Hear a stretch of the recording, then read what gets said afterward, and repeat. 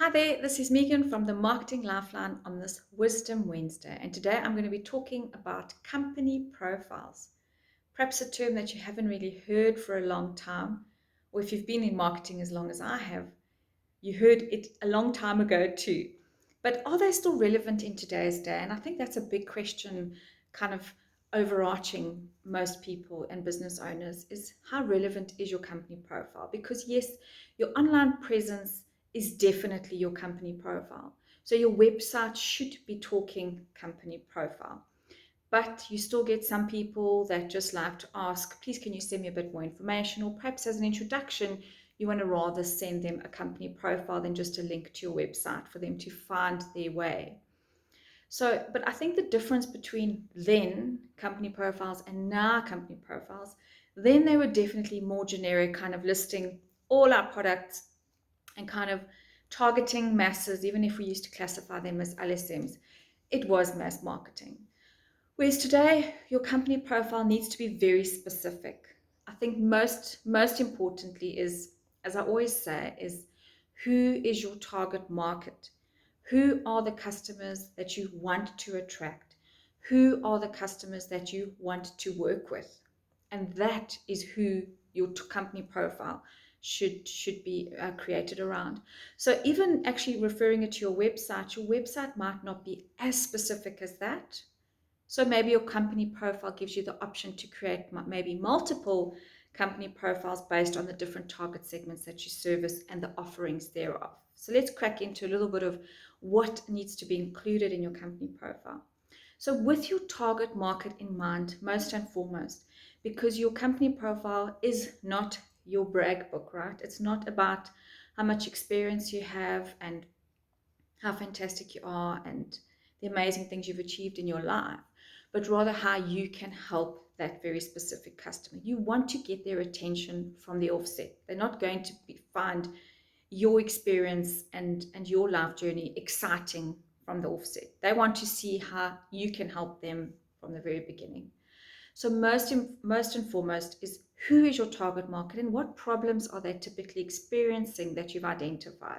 So these you want to list upfront as soon as possible within your company profile. Then following on from that, then you want to unpack your offering a little bit in terms of how you can specifically help this person with those problems. Again, not elaborating on every product or service you have, but rather very specific, keeping maybe your kind of customer journey in mind. What are the key things that you want to position to them?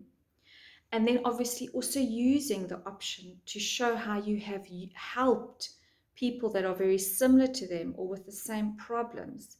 How have you helped people like that in the past? Perhaps through the use of testimonials if you can, but also very, very important to include in your company profile. And then obviously a very clear call to action. Whether you want them to kind of follow you on LinkedIn, visit your website, or perhaps even if it is book a consultation call with you. Those are some of the key things to include in your company profile. So all around the customer and their problems and how you can help them. Okay, so those are some key things for the company profile. From another factor, some things to consider as well is you've gone into all this thought of what you want to include in your company profile. Now is the time to think about how you're going to present your company profile. So it's also very important that your company profile looks professional, that it's well branded, it's well structured, using subheadings and headings and perhaps some boxes filled with color, and most definitely high-res beautiful imagery just to break up the content.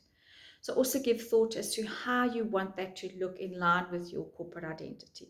Perhaps you're going to design it yourself or you're going to get someone to help you. So just be aware of how you're going to present it.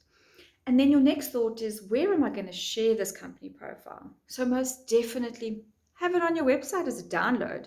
Perhaps it's even something that you could use it as a lead magnet. But most definitely have it in your pocket. Have it as a featured article on LinkedIn. Have it as a download on your social media where you want to. And or, as I said, have it available online to perhaps email to prospect customers, or when connecting on LinkedIn, you can use it as well. So as I said to you, just keep in mind that your company profile is no longer that brag book. that we present all our offerings in one package to the masses, but we rather want to take notice of who our specific target market is, unpacking their problems, how we can help them, or how we have helped other people similar to them by proof of using testimonials, and then summing it up with a nice call to action on how they can get your help. And PS, why not throw in a small bio of yourself, because you are the face of the business. You are the professional that brings the product or service offering to them, not making you the center of attention, but rather just giving that kind of like final touch as to who you are and what your accolades or experience really are, to see that you are a credible partner to work with and that can help them through this problem that you've presented.